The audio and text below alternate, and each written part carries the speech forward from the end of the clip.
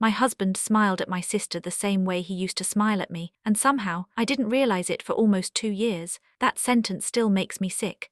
Because when people hear stories like mine, they always assume the signs were obvious. They imagine dramatic clues, lipstick on collars, secret hotel rooms, late-night phone calls, movie-style evidence. The truth is much uglier. Most betrayals don't start with a kiss, they start with comfort, familiarity, small moments nobody notices, until one day you look back and realize the affair began long before anyone touched anyone, and by then, it's already too late. My name is Lauren, I'm 38 years old, and if you'd asked me 3 years ago whether my husband would ever cheat on me, I would have laughed.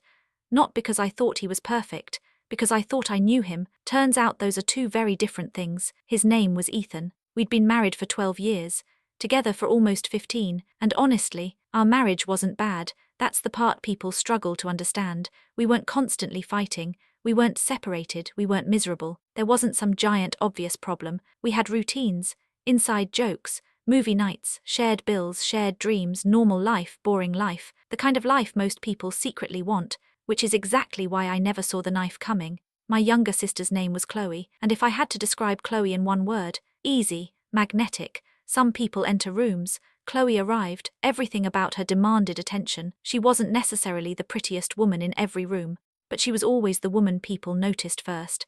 Loud laugh, big personality, endless confidence, the ability to make strangers feel like old friends within 5 minutes. Growing up, Chloe could get away with almost anything. Teachers loved her. Neighbors loved her, friends loved her, boyfriends definitely loved her, my parents practically worshipped her, and honestly, for most of my life I did too, because she was my little sister, the annoying little kid who followed me everywhere, the girl who used to crawl into my bed during thunderstorms, the teenager who called me crying after breakups, the woman who stood beside me at my wedding, my best friend, or at least, that's what I thought she was. Looking back now, there were warning signs. Thousands of them. The problem is that warning signs only become visible after the disaster. At the time, they just looked like life. The first thing you need to understand is that my family had always operated differently around Chloe. The rules changed when she entered a room, always. If Chloe forgot something, somebody helped. If Chloe made a mistake, somebody fixed it. If Chloe created drama, everybody adjusted. My parents called it support, I call it training, because over time they trained her to believe the world would rearrange itself around her needs. And for a very long time, it did. I was the opposite. The responsible child, the reliable one, the daughter who didn't cause problems, the daughter who figured things out, the daughter nobody worried about. If you're the responsible child in your family, you already know where this is going. Nobody asks how you're doing, because you're fine until you're not. And by then nobody notices. When Ethan first met Chloe, nothing seemed unusual. Actually, that's not true. Something did happen, I just ignored it. We'd been dating about 8 months. I brought Ethan to a family barbecue, one of those giant family gatherings where 30 people somehow squeeze into a backyard designed for 15. The second Chloe arrived, she immediately took control of the atmosphere. Typical Chloe. Within 20 minutes she had everybody laughing, telling stories, making jokes, being the center of attention.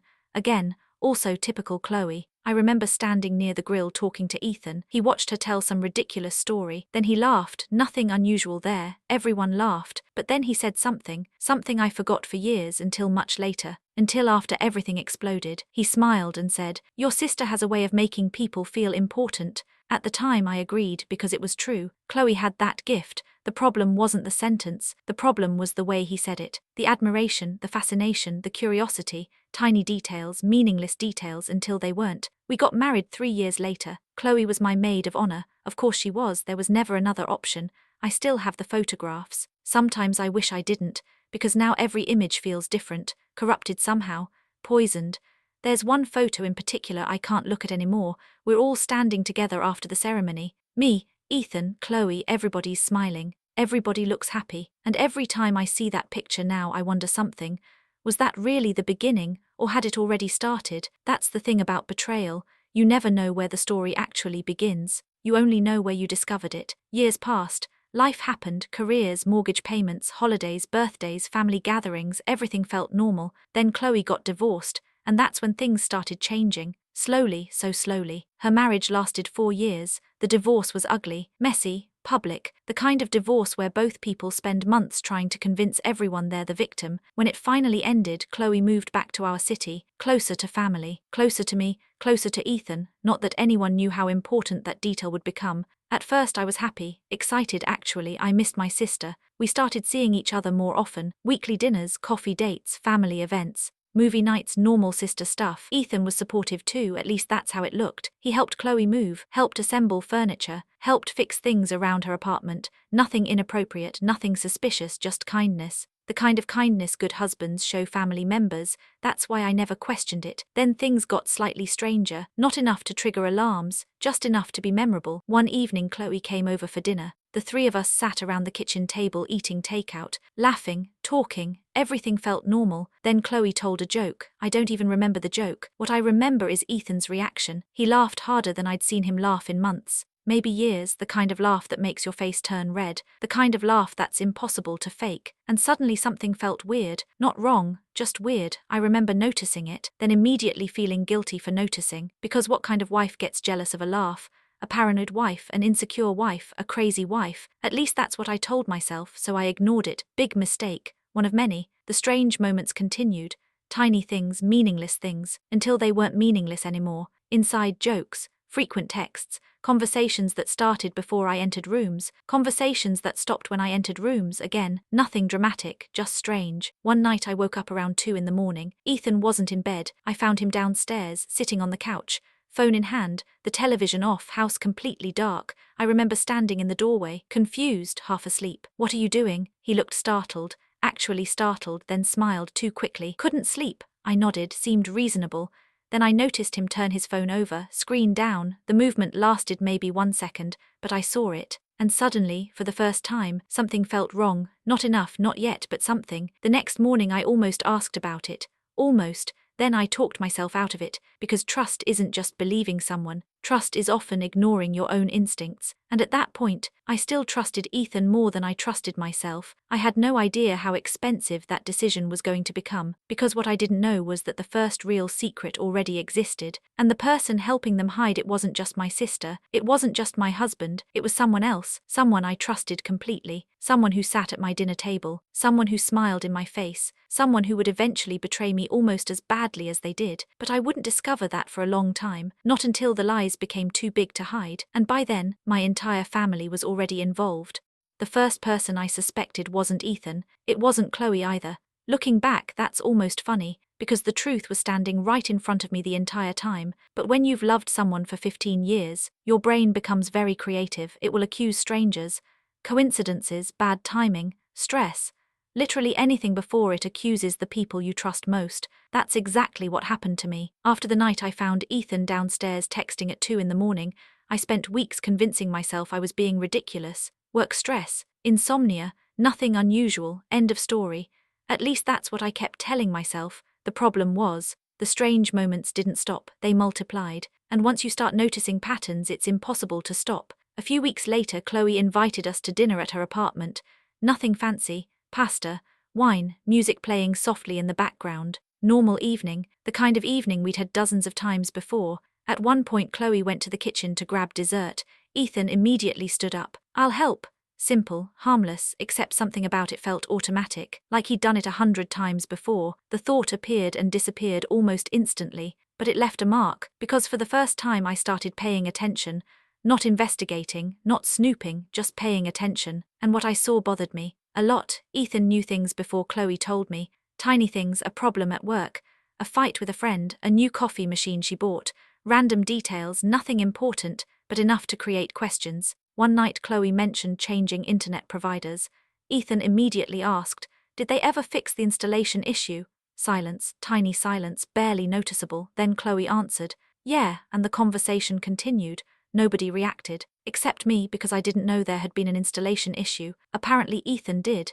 Interesting. I remember lying awake that night staring at the ceiling, trying to convince myself there was a logical explanation. Maybe she told him. Maybe I'd forgotten. Maybe I wasn't paying attention. Maybe people can build entire fantasy worlds out of maybes. I certainly did. Then came Thanksgiving. And honestly, Thanksgiving should have been enough. It really should have. My parents hosted every year. Same house, same food, same arguments, same traditions, predictable, comfortable, normal. At least it used to be. That year felt different, not dramatically, just enough. I noticed Chloe and Ethan gravitating toward each other constantly. Not touching, not flirting, just orbiting.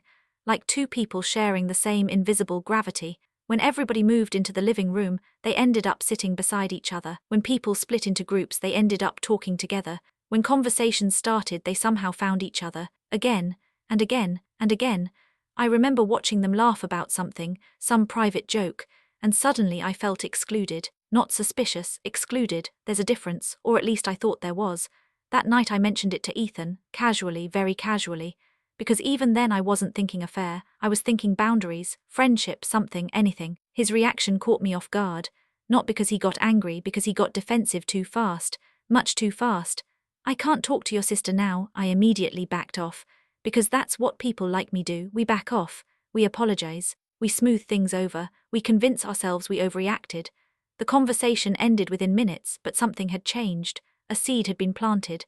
And once doubt enters a marriage, it grows fast. Much faster than trust. Christmas arrived a month later, and that's when another strange thing happened. Actually, several strange things. The first was a gift, a stupid little gift. One of those things that means nothing until it means everything. Chloe opened a package from Ethan, a custom coffee mug, inside joke printed on the side. Specific, personal, thoughtful, too thoughtful. I remember staring at it, then at Ethan, then at Chloe, trying to understand why the gift bothered me so much. Because technically there was nothing wrong with it. Family members exchange gifts all the time, but the level of detail felt intimate, dangerously intimate, like the gift came from someone who paid very close attention. Again, I ignored the feeling, because that's what I did best, ignoring feelings. Then came New Year's Eve, the night I should have trusted myself. A group of us rented a cabin, family tradition, lots of food, games, drinks, music, the usual. Around midnight everyone gathered outside to watch fireworks. People were hugging, laughing, taking pictures. I was looking for Ethan. Couldn't find him, not immediately, no big deal. Then I couldn't find Chloe either. Still no big deal, probably. 5 minutes later they appeared together, walking from the side of the property, both smiling, both relaxed, both acting completely normal, and for the first time, my stomach dropped. Not because I saw anything, because I didn't. The absence of evidence started feeling suspicious. The timing, the pattern, the repetition, everything. I asked where they'd been. Chloe answered instantly. Phone call. Too quickly, too prepared. Ethan nodded. And suddenly I had a feeling I couldn't shake. A terrible feeling. The kind that sits in your chest for days, weeks, months. I didn't sleep much that night, or the nights after. Because once your instincts start screaming, silence becomes impossible. The following month I made a mistake. A huge mistake. I asked my mother, not directly, not accusingly, just carefully, testing the waters. I mentioned how close Ethan and Chloe seemed lately. I expected reassurance, maybe a laugh, maybe a reasonable explanation. Instead my mother looked uncomfortable, very uncomfortable, only for a second, but I saw it. Then she smiled too quickly. You're imagining things. The sentence itself wasn't unusual. The expression was. My mother wasn't a good liar, never had been, and for some reason, that answer felt rehearsed, like she'd already thought about it. The conversation haunted me for weeks, because suddenly another possibility appeared. What if I wasn't the only person noticing? What if other people saw it too? What if they weren't saying anything? That thought terrified me far more than the affair itself, because betrayal by one person is painful, betrayal by a group is devastating. Then life got busy. Work deadlines, projects, travel, normal distractions. For a while things seemed better. Or maybe I just wanted them to seem better. Then came the text message, the stupid text message that changed everything. It happened on a Tuesday afternoon. Ethan left his phone on the kitchen counter while taking a shower. Again, completely normal. I wasn't checking phones. I wasn't snooping, at least not intentionally. Then the screen lit up. One notification, one preview, one sentence, that's all it took. The sender wasn't Chloe, not directly, which is probably why I looked. The contact name was saved as see nothing unusual, except the message. The message read, I miss yesterday already read, that's it. One sentence, one heart, one notification. And suddenly my entire world tilted sideways. I remember staring at the screen. Frozen, because my brain couldn't process what my eyes were seeing. Yesterday, miss what yesterday, who was C, why the heart, why save the contact as a single letter? Every explanation felt wrong. Every possibility felt worse. Then Ethan walked into the kitchen, and what happened next scared me more than the message itself. The second he saw me looking at the phone, his face changed, not confusion, not curiosity. Fear, pure fear, gone within a second, but I saw it, and once you see fear, you can't unsee it. I looked at him. He looked at me, neither of us spoke. Then he grabbed the phone a little too quickly, and in that exact moment, I knew not everything, not the whole truth, but enough. Enough to understand that something was very, very wrong. The problem was, I still wasn't prepared for how wrong, because what I was about to discover wasn't just an affair. It wasn't just my husband. It wasn't just my sister, and it definitely wasn't recent. The truth was far worse. The truth had been growing quietly for years, and the people helping them hide it weren't strangers. They were my family, my own family, and within a few weeks, I would uncover a secret that would destroy every relationship I thought I had. I didn't confront Ethan that day. A lot of people think they would. They imagine themselves throwing the phone across the room, demanding answers, starting a screaming match, walking out dramatically. I didn't do any of that, because when you've spent 15 years loving someone, your first reaction isn't anger, it's denial, pure, desperate denial. I wanted the text message to mean something else. Anything else, a coworker, a friend, a misunderstanding, a joke, a mistake. I spent the entire afternoon building alternative explanations in my head. By dinner I'd created at least 20. By bedtime I was down to 3. By the next morning I didn't believe any of them, because Ethan was acting differently, very differently, not guilty enough to confess, just guilty enough to be nervous. And nervous people make mistakes, lots of mistakes. The first mistake happened 2 days later. We were watching television, nothing special, just sitting on the couch. Normal evening. Then Chloe's name appeared on his phone. For a split second, that's all I saw, a split second, but it was enough, because Ethan immediately grabbed the phone and stood up. Actually stood up. Like the phone was on fire. I need to take this. I watched him walk into the kitchen, close the door and lower his voice. The conversation lasted less than 3 minutes.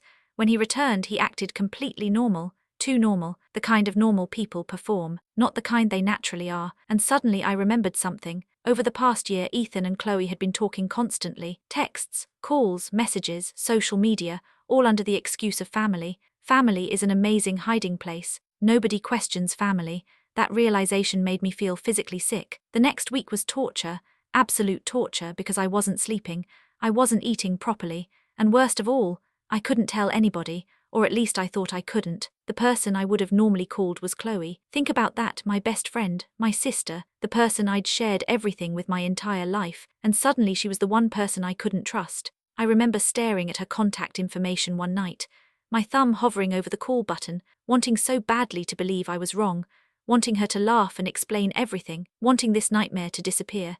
Instead, I put the phone down, because deep down, I already knew, I just didn't know how much.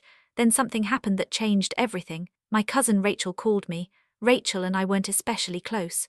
Friendly, sure, but not close, which made the call unusual. The conversation started normally. Work, family, life, small talk. Then she got quiet, very quiet. The kind of quiet that makes your stomach drop. Finally she said, "Can I ask you something?" I immediately knew not what, just that something was wrong. "What is it?" Long pause, then, "Are you and Ethan okay?" Every muscle in my body tightened, instantly. "Why?" Another pause, longer this time. Then Rachel said something that still gives me chills. "Because people have been talking. People, not one person, not a rumor, people." My heart started pounding so hard I could hear it. "What people?" Rachel hesitated, which was answer enough. "Family." The answer was family. I pushed harder. Eventually she admitted she'd overheard comments at a birthday party a few weeks earlier. Nothing direct, nothing explicit, just strange comments, whispers, looks, conversations that stopped when someone entered the room, and one sentence, one stupid sentence. Apparently my aunt had joked, "Lauren is the last person to figure things out." Everybody laughed, then immediately changed the subject. At the time Rachel thought it was weird, now she was worried. I hung up feeling numb, completely numb, because suddenly a horrifying possibility appeared. What if people knew, not suspected, knew? The thought consumed me. For days, I started replaying every family gathering from the previous year, every awkward silence, every strange look, every conversation that felt off. Suddenly everything looked different, like somebody adjusted the lighting in a movie.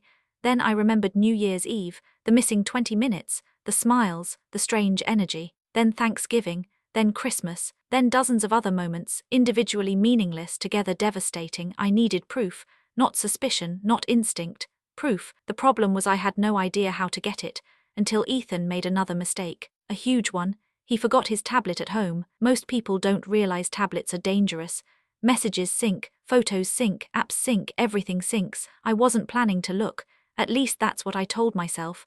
Then I saw a notification, one notification from Chloe, and suddenly all my principles disappeared. I opened it. My hands were shaking, actually shaking. The message wasn't sexual. Honestly, I almost wish it had been. That would have been easier. Instead, it was intimate. Far more intimate. The message read, "I hate pretending around her." That's it, 9 words, 9 devastating words around her. Not around people, around her, me. The room started spinning. I sat down, read it again. Then again, every time hoping the words would somehow change. They didn't. There were more messages, hundreds of them, months worth, maybe years. I don't remember breathing. I don't remember blinking. I only remember reading. Message after message, conversation after conversation. Inside jokes, private plans, emotional intimacy, declarations, affection, secrets. And slowly the horrible truth emerged. The affair wasn't new, it wasn't a mistake. It wasn't a drunken decision. It wasn't a temporary lapse in judgment. It was a relationship, a real relationship, a complete relationship, built right in front of me. The oldest messages I found were nearly 3 years old. 3 years, 3 years of lies, 3 years of family dinners, 3 years of holidays, 3 years of smiles, 3 years of betrayal. Then I found something even worse, a group chat, not just Ethan, not just Chloe, other people, family members. My blood ran cold, because suddenly the nightmare became much larger, and when I opened that chat, I discovered exactly how many people had known and how long they'd been helping hide it. I didn't sleep the night before the cabin trip, not even for a minute. I sat in my living room surrounded by screenshots, messages, photos, dates, evidence, 3 years of lies sitting neatly organized in folders. The coffee table looked like I was preparing for a criminal trial. In a way I was. The difference was that the people on trial weren't strangers, they were my family, and somehow that made it worse. Daniel used to say there are 2 kinds of betrayal. The first kind comes from enemies, the second comes from people who kiss your cheek before stabbing you. Guess which one hurts more? By sunrise I had made my decision. No screaming, no surprises, no emotional meltdown. I wasn't going there to beg, I wasn't going there for explanations, I wasn't going there hoping someone would suddenly develop a conscience. I was going there to end it, completely, permanently, and for the first time in weeks, I felt calm, not happy, not healed. Calm, the kind of calm that arrives when you've already accepted the worst possible truth. By noon I was driving toward the cabin. 3 hours, 3 very long hours, the entire way there. Memories kept attacking me. Christmas dinners, birthdays, vacations, family photographs. Every happy memory now carried an asterisk, a hidden footnote, a secret. Every laugh felt fake. Every hug felt fake. Every I love you felt fake. The strange thing about discovering a long-term betrayal is that it doesn't just destroy your present, it rewrites your past, and that's exactly what was happening. By the time I reached the cabin, I wasn't crying anymore. I was done crying. The cabin sat beside a lake, beautiful property, massive deck, fire pit, expensive cars parked outside, a place filled with happy memories, or what used to be happy memories. I parked across the road and watched. Nobody knew I was coming. That was important, because people tell the truth when they don't think they're being observed. For 20 minutes I sat there, watching. Then I saw them, Ethan and Chloe, walking down toward the dock, together, alone, comfortable, natural. Like they'd done it 1,000 times, because they had. The sight didn't shock me anymore. Honestly, that part was almost boring now. The affair wasn't the surprise. The family's involvement was. That was the wound that kept bleeding. I grabbed my phone, opened the folder containing every screenshot, every photo, every message. Then I walked toward the cabin. The moment I stepped onto the deck, everything changed. The first person to see me was my Aunt Karen. Her face turned white instantly. That alone was worth the drive. Pure panic, no confusion, no surprise, panic, she knew, immediately. Within seconds everyone turned toward me. My mother froze, my father froze, Melissa froze, and then Ethan looked up. I'll never forget that expression.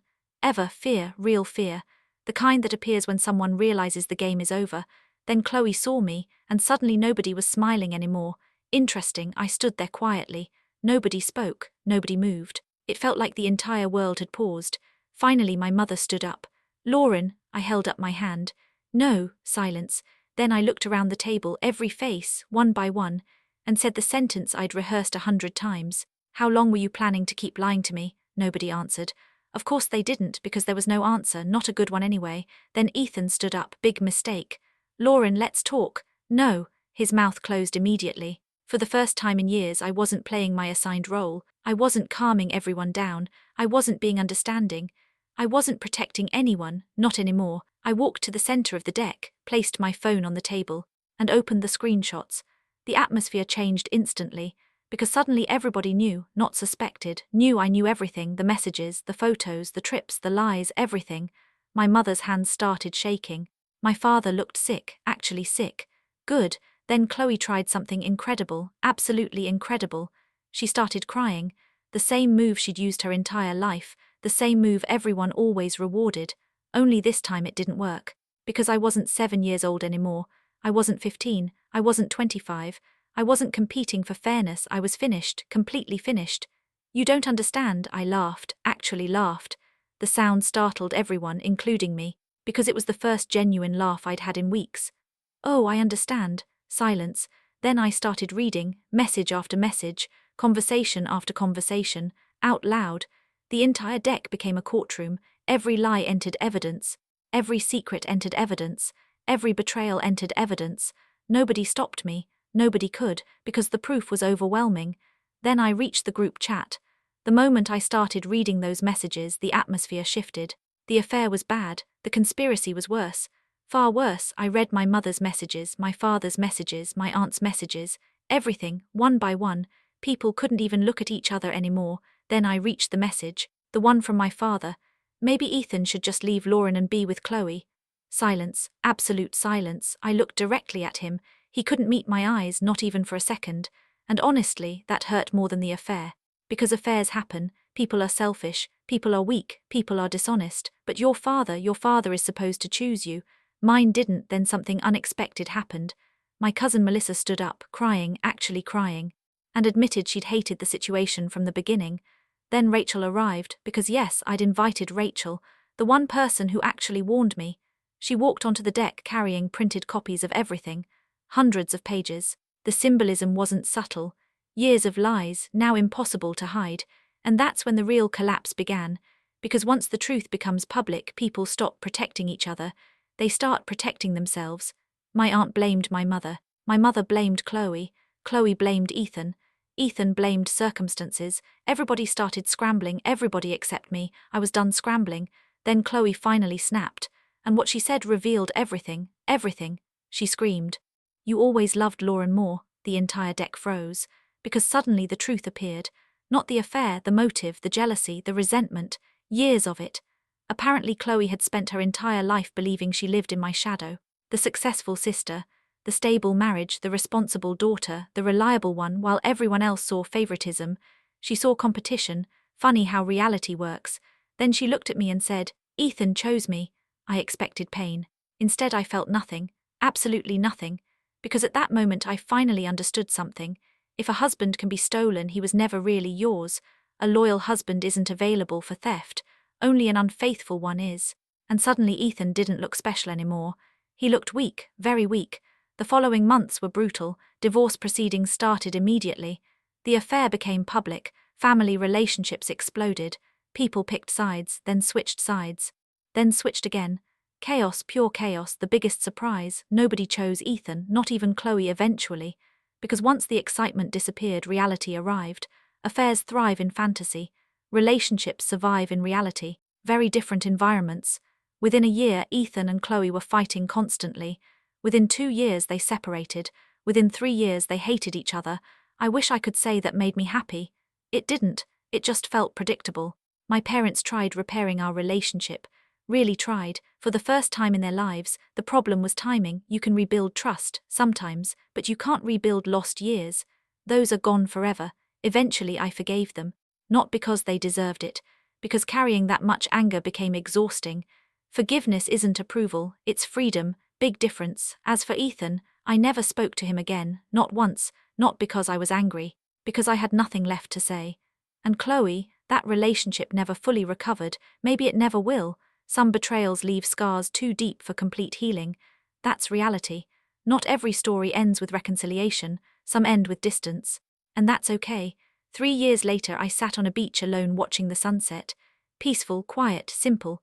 For the first time in a very long time I felt free, not because I won, not because they lost, because the lies were finally gone. And once the lies disappeared, so did the burden of carrying them. Looking back now I realize something. The greatest betrayal wasn't the affair, it wasn't the secret trips, it wasn't the messages, It wasn't even my family choosing Chloe. The greatest betrayal was how long I doubted myself, how many instincts I ignored, how many red flags I explained away, how many times I chose trust over truth. I won't make that mistake again, because sometimes the people who love you reveal themselves through actions, and sometimes the people who betray you do too. The difference is whether you're willing to see it.